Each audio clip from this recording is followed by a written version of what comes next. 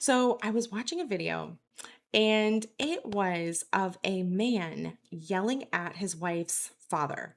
The father apparently is over decades been like a terrible person. He sounds maybe like a high conflict person, possibly an abusive parent.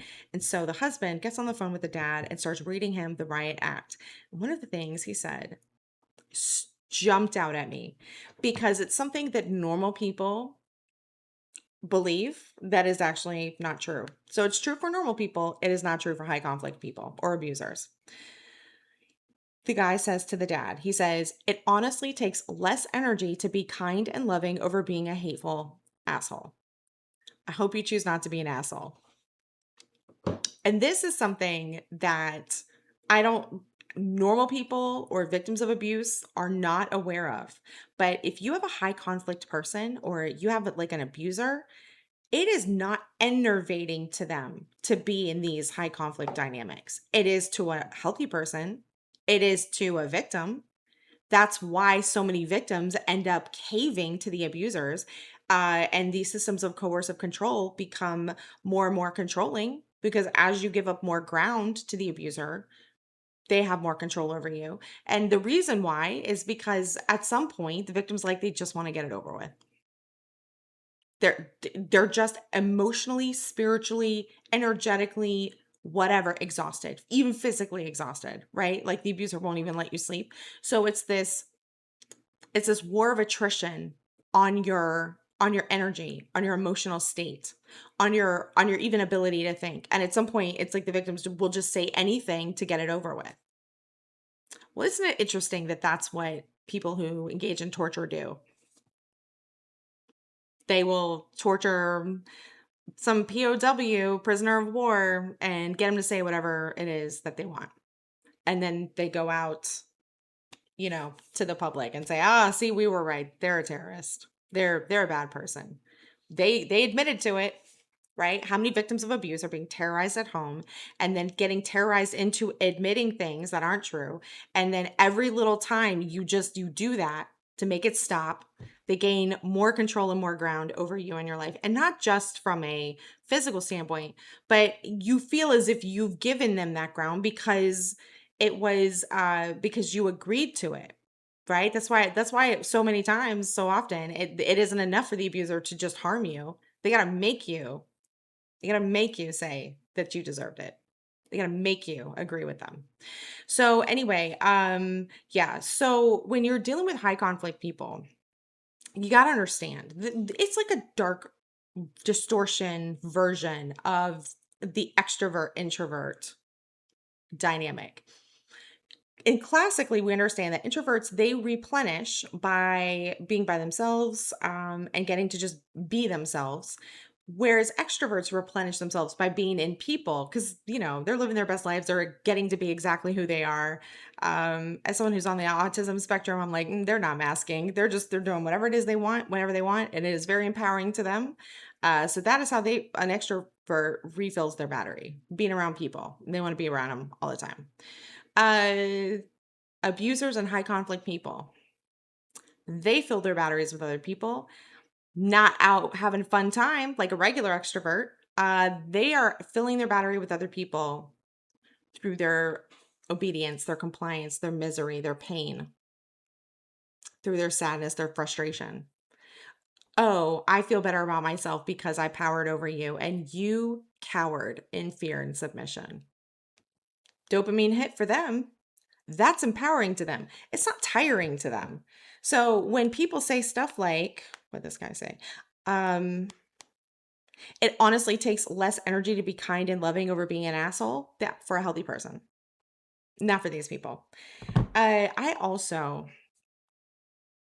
I've gotten to the point where I stay away from people who cannot entertain themselves. I've mentioned this. I can't remember if it was a live or a video, but at this point, if someone's main method of interacting with other people is to use those people for their entertainment, so pranks or just unending sarcasm at someone else's expense, that is indicating to me that this is not a person who can entertain themselves. And so they use other people to entertain themselves. Gossip, some gossip is like this as well. I'm not talking about the whisper network. I'm talking about straight up gossip, right? People who can't entertain themselves. And so are like, well, I'm just going to do this at this other person so that I now am entertained, right? So it doesn't take energy for them. They get a dopamine hit, or they're feeling empowered because they've gotten another person to dance to their tune, or something like that. So victims of abuse and healthy people make the mistake of thinking that everybody thinks the way that they do. And abusers make that mistake too. And the thing is, when you're a victim and you think that abusers think the way you do, you're going to give them more of the benefit of the doubt than you should. Meanwhile, the abuser is giving you no benefit of the doubt because they think everyone thinks the way they do, and they don't give anyone the benefit of the doubt because they know what they're like, right? Healthy people, this is why healthy people will sit there and talk to victims of abuse, let's say of childhood abuse. And they're like, oh no, but those are your parents. Parents who've abused you over your entire childhood while you were a vulnerable, literally powerless victim because they can't conceive it because they think everybody is having the same experience in life they are.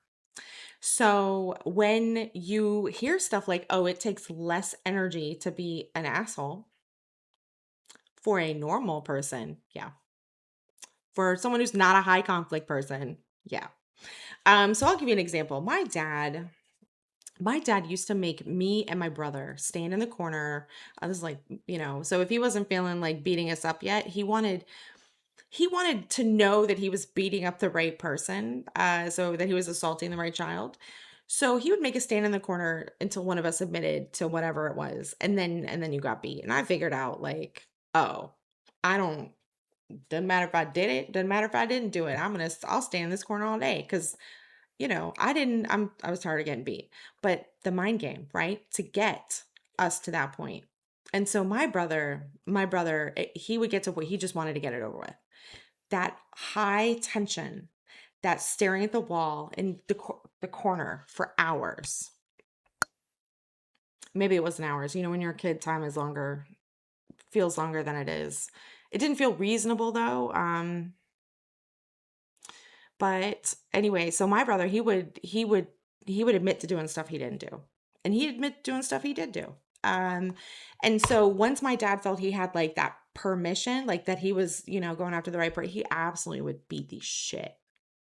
It doesn't even matter if it was like, oh, let's say someone left something out they shouldn't have left out, right? Normal kid stuff, there's no justification for it.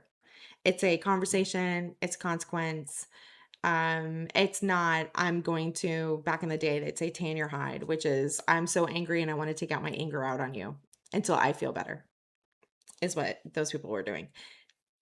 My father, it was not more energy for him to beat the shit out of us. It made him feel better. He was getting out his anger. He was lashing out and displacing his non-positive emotions onto vulnerable children. And so kind of looking back on this and seeing like, okay, victims of abuse are so often in these high tension situations that to them are energetically draining, emotionally draining, spiritually draining. It's not draining on the other person. They steal these concessions from the victim because the victim doesn't have the inner constitution to meet the abuser with the exact same level of stuff that they're doing. Nor should they. I'm not even saying they should. And most of the time I am not recommending anyone do anything I've talked about like arguments that I've had with people, online or in person or something like that. And I never recommend like, yeah, you go out and do this. you know, I had this weird response when I was a child. And before I was Christian, I sort of justified it as being a Taurus. So I obviously am no longer working with that paradigm. And so I don't speak that over myself anymore. But to me, before I became Christian, I was like, well, I'm a Taurus and I'm stubborn. So I guess that explained that. And so for me, it wasn't energetically, emotionally draining. I locked in, and that is still how I operate um with people that I think are unsafe. It's not like going around in the world like bothering people, but if I see somebody and I'm like, oh, or someone like comes at and tries to be unsafe with me, like, okay, all right, Let's do this. Most people do not have that response, and again, nor should they. So anyway, just remember for the abuser, for the high conflict people, it does not make them tired. They are energized. They get dopamine. They get a feeling of superiority, or they get a feeling of righteousness, that, or they can feel justified at moving to a physical stage of abuse or something. Um, Physically abusing you doesn't make them tired unless they like literally hit you so much now their arm is tired. Anyway, we can't make the mistake of thinking that they think the way that we do and that they respond to this to things the same way we do. I hope this does not make sense, but I bet it does. And I'll talk to you next time.